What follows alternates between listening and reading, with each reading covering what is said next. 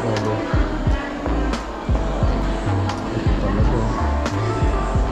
Ito yung nakita natin sa Timberland. Ito talaga kahit lumabagyo. Ito, aircon lumabagyo.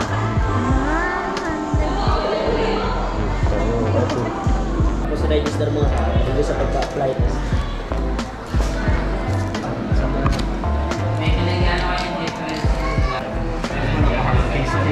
Lagyan na lang ng ano, voice over. Oh, voice over.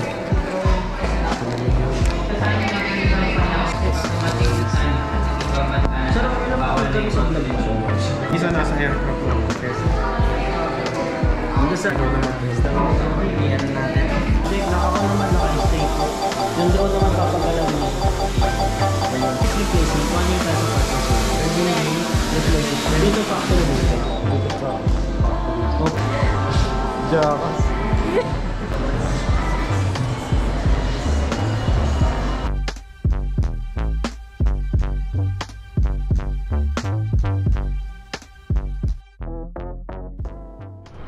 Kamusta mga kamuka? May lakad tayo ngayon. Bali,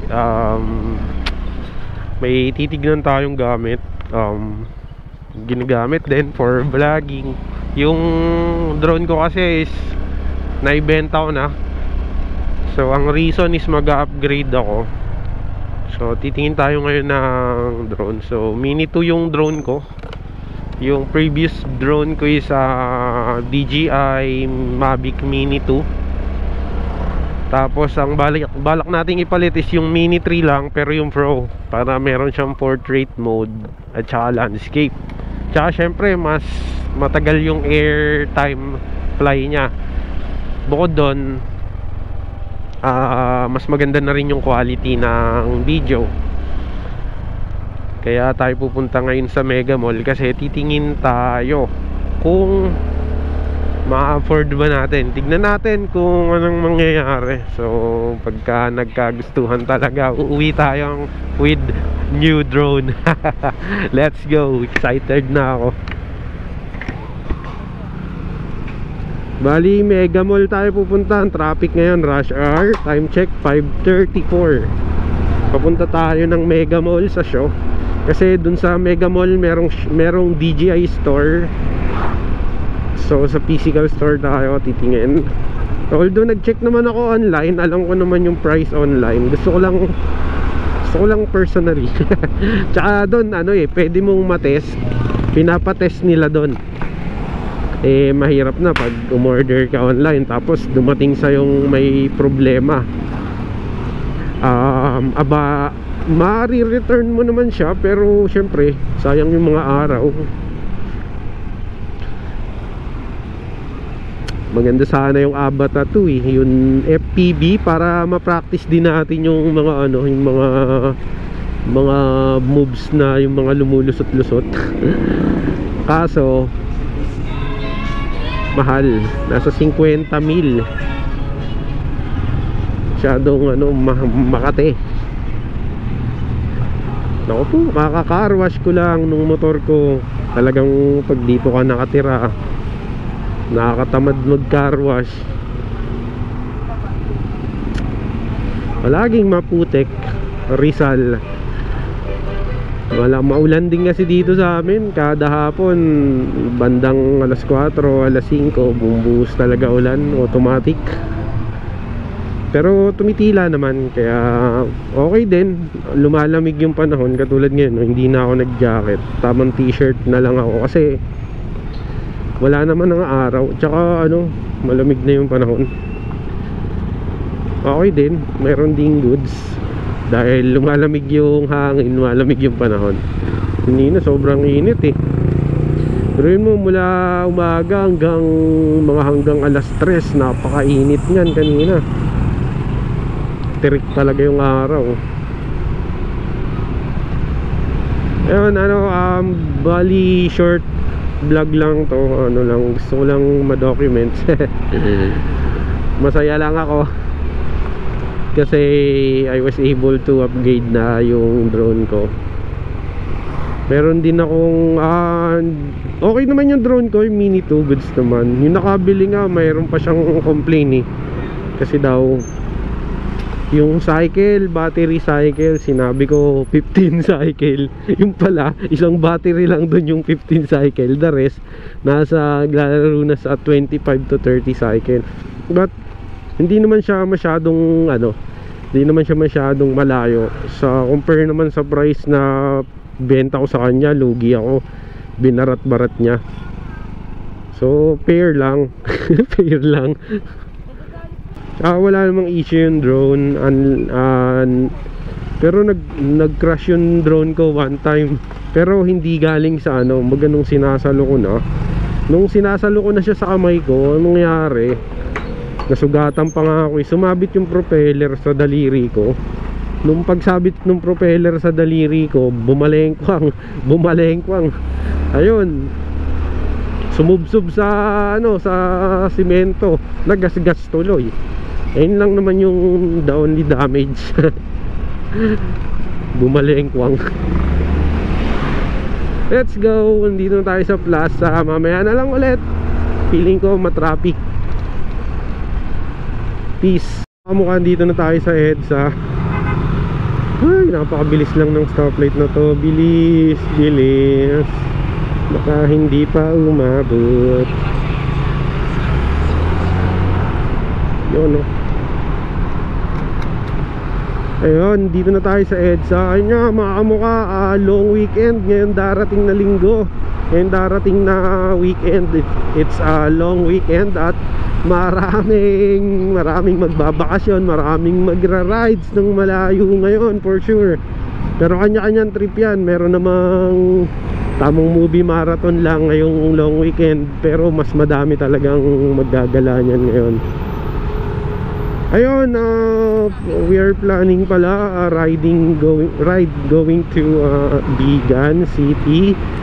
Sana matuloy, sana maganda yung weather, sana mabigyan tayo ng magandang weather ngayong weekend para sa lahat, para sa mga nagbabalak ng long ride.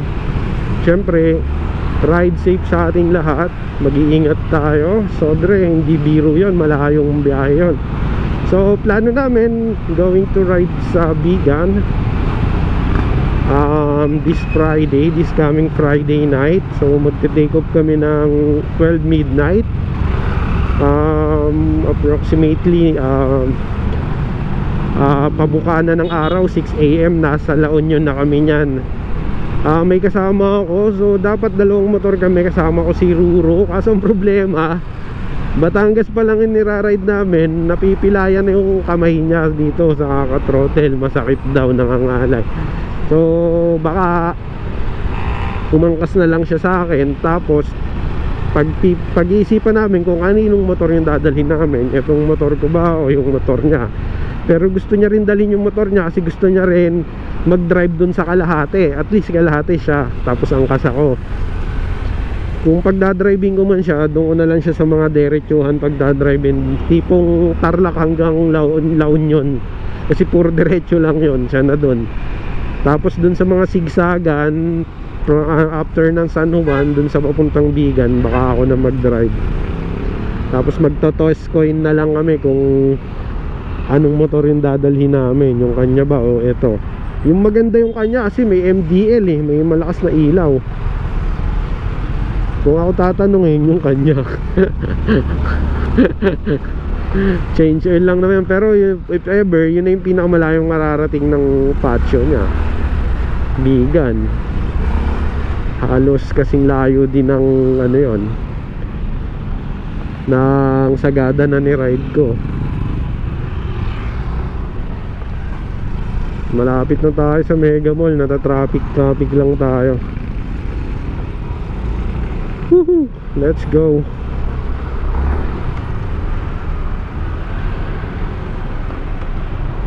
Na tayo sa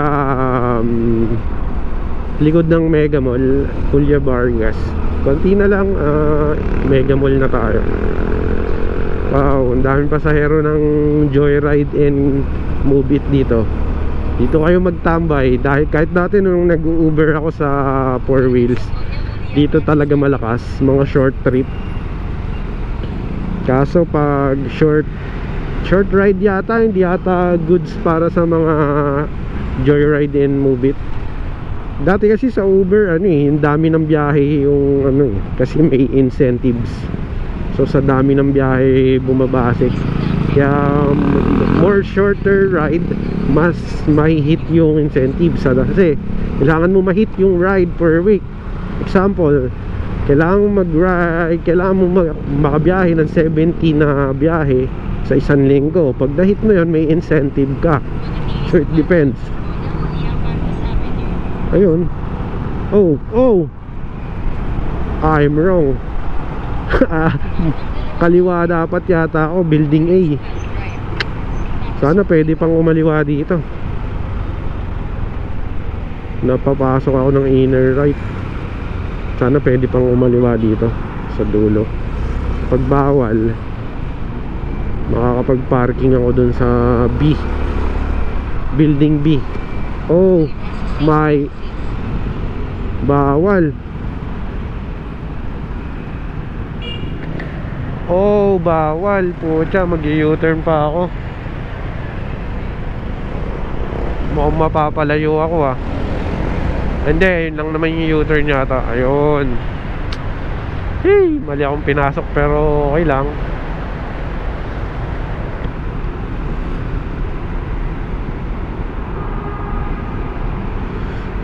Tagal kong di nakabalik dito sa Mega Mall ah.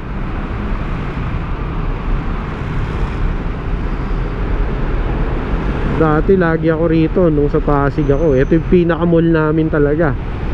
As in, pagka mag-ESM, Mega Mall, Matic, automatic Mega Mall. Pag yung nanay ko gusto mag-SM, automatic Mega Mall. Mga taga Pasig, Matic yan, Mega Mall. Sir, pwede mag-U-turn?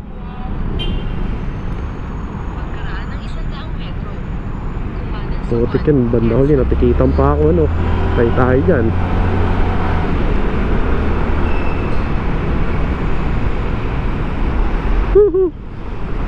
Kinabahan tayo ng konti doon. Alam ko U-turn yun eh. Dito tayo, building A tayo magpa-park. Supermarket. Stop na natin yung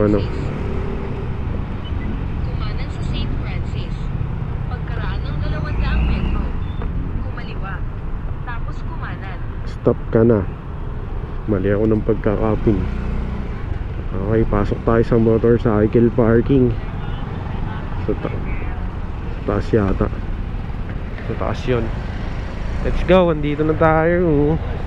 Battery man. Dito kaya sa baba? Oo. Wala. Sa taas pa. Ayun, parking B. Car park B. Pero building A to, tama naman yan. Grabe, daming commute. Hirap manakay niyan. 30. First 4 hours 50. Ay, 50 first 4 hours. Tangin na, tapos succeeding 30 per hour. Diyos ko dahi, kailangan nating malmabas pala agad dito.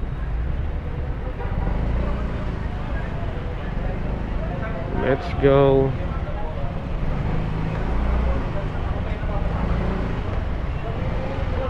Thank you. Ibigyan ka ng card.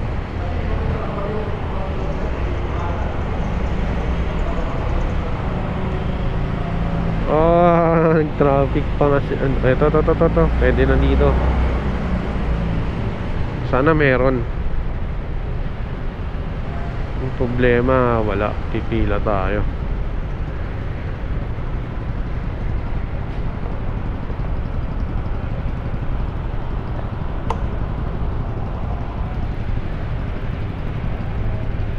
Ayun, may mga lumalabas naman.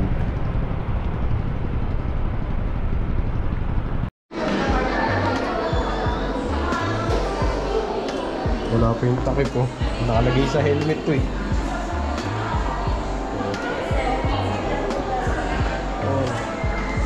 Lagyan ko na lang ng voice over.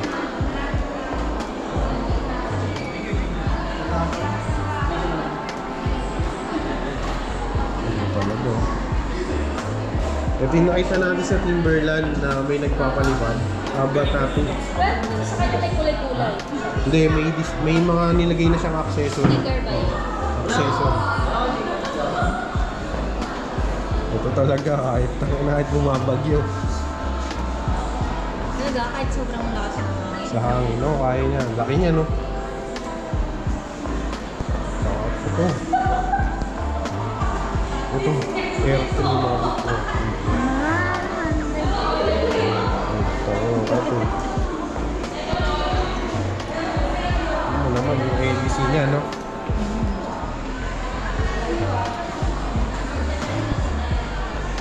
Sige.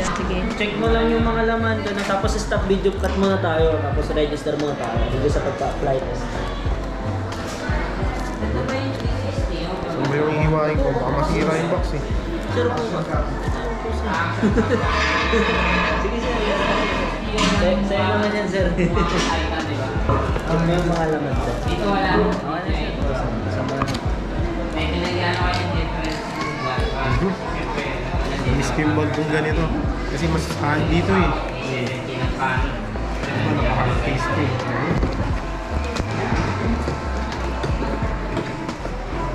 Ay, sa sound, pag i-vlog nyo. Maganda yung maganda para kita. Lalagyan na lang ng ano, voice over. Ako, voice over. Sa ano mo yan? Sir, ano ba pag kami sa vlog nyo? DJ experiences si Mega Man. Oo. Thank you sir. Kaso yung isa nakalagay na sa ano aircraft, yung isa ano. Opo. Yung isa nasa aircraft na. Yes. Dito sa packet yung iba sir. Okay. With ilang set ng propeller ko sa 3 sets. 3 sets. Bali, Paikot. 12 pieces 12 pieces. Manuals, sticker. Charger. Cord lang sir, wala na. Nakita yung phone. Nandito sir. Ano? Sama na. So, pwede mo Ayun lang sir. Ano ko na lang. Ito naman. Iyan natin.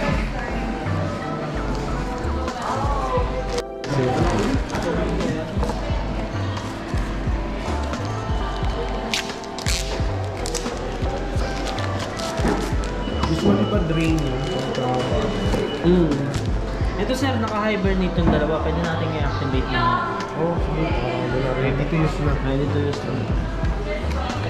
Mga customer kasi minsan sir ay pa-activate eh. Tapos, kasi pag na-charge na yan, gagana na yan. So, kailangan Bibilang na yung cycle niya. Oo, mabibilang na yung cycle.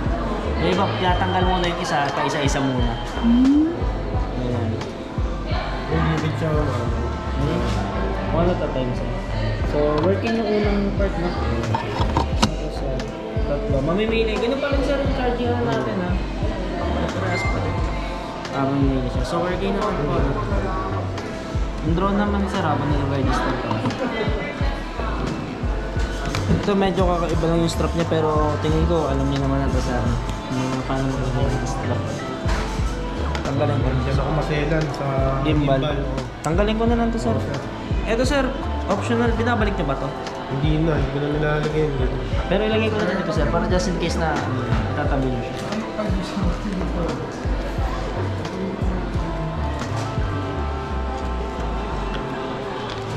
So,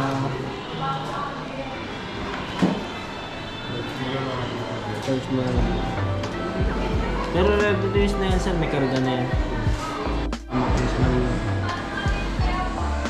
Video. Yung quick shot pala sir, yung master shot dito mo makikita sa film icon, dun pa din. May night mode na siya, pwede na siya mag-capture sa game. Lumilipad doon sa gabi pero delikado eh. Bawal kasi kami palipad sa gabi. May slow motion, may hyperlapse tayo din sir. Familiar naman tayo sa hyperlapse na. Ayun yung ginagamit yung quick shot, di ba? Ito master shot, pag ginawa nyo yan, ano yan, kunyari, droning, yun, halo-halo yun. Tapos gagawin mo sa editing, kakat mo na lang. yung master shot, sumiselect pa rin ng subject. So may select pa rin po ng subjects.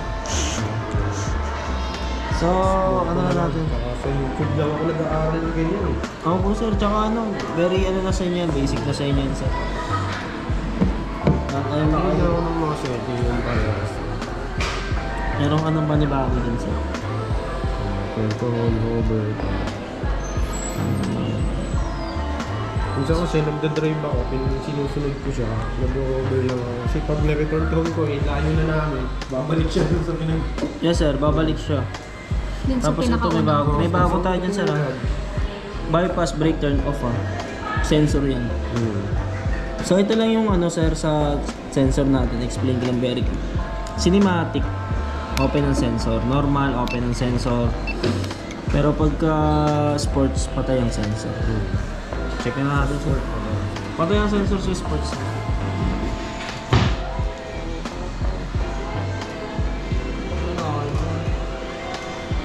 Take off. Check na natin, wala na may ibang warning sir. Ano tayo na yung mag-aaral?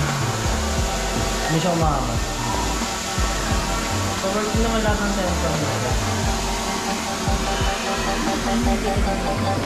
Taas ko lang konti sir.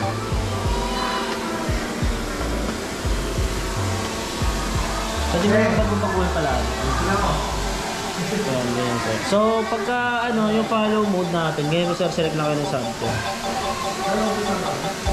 Yan. So pag ganyan, tatlong option yan. Spotlight, active shots, tsaka POI. Spotlight yung drone naka-hover lang ang pinupunta. So active shots naman, pag kinilig ko yan, pag naglakad ako, susunod na siya sa akin. Yung pag nagmamotor ka, nakasunod na sa akin. And then POI naman sir, ayan yung subject. Ako naman naka-stay po. Yung drone naman papagalawin niya. So i-click sa select lang agad. Huwag mo na yung active shots. So close ko lang para mawala. Okay naman siya. Ang warranty ko lang. 7 days replacement, 1 year tayo sa parts and service. 7 days. Replacement. Dito factory defect. Dito pa factory. Opo, dito natin madalas makikita yung factory defects. Wala naman. Wala namang gimbal stop, gimbal error. Ayun, normal yan sir. Hovering unstable pag walang GPS, naman natin yan. No SD card, yun, simple lang naman yung lagyan na natin yung sticker. So, height and limit, pwede mong palitan. Sir, naka no limit kagad siya sir 10 kilometers na yung drone mo, hindi siya gaya ni Minto na 4 kilometers, 4 kilometers lang. Mas malayo to, 500 meters na altitude nun siya. So, pero init pa rin. Huwag naman natin pag may medyo mga nagpitin yung mga waypoint. Meron ka na rin pala dito sa waypoint system na tinatarget. Wala to kay Minto. Ayun yun. Ano yung sabihin yun? Kiklik mo sa mapa. Wala kasi naka-world map tayo sir. So, pili lang tayo. Apa ng ano, ito ata ng ano, walang kalsada. Kunyari ito, ayan, may kalsada dyan. Yan. Let's say, di ba, motor ka sir, mga lalaki. Yung daanan doon, yung waypoint mo siya. Point 1 ako dito sa kabila. Yan. Ngayon, point 2 ako dito. Gagawa lang ako ng point. Ano yun? 1 kilometers maximum distance doon, no? Ngayon sa point 1, ang gagawin ko, mag-start recording ako. Dito sa settings ko. Start recording. And then sa point 2, ano pa rin yan, recording pa rin yan. Tapos tataasan ko lang yung altitude ko ng mga 100 meters. So pag ganun siya. Sa point 3 naman, bababa siya ng 50 meters ulit. Pag ganun, pababa. Pag dito naman, ang gagawin ko naman sa kanya is, sa point 3, ang action naman natin is stop recording. Ngayon, ang mangyayari dyan sir, pag ninext ko yan, tapos ginawa ko yan, yung drone mo, diba naka-hover dapat yun? Pag ginawa ko yan, lilipad siya dyan sa area na yan. Tapos, sa papunta doon, tataas siya, tapos bababa. Hanggang doon sa point 3. Pagdating niya sa point 3, babalik siya. Automatic. Kumbaga pang tamad siya. Although may stabilizer siya, pwede mo siya i-waypoint. Jakas. Bagong toys.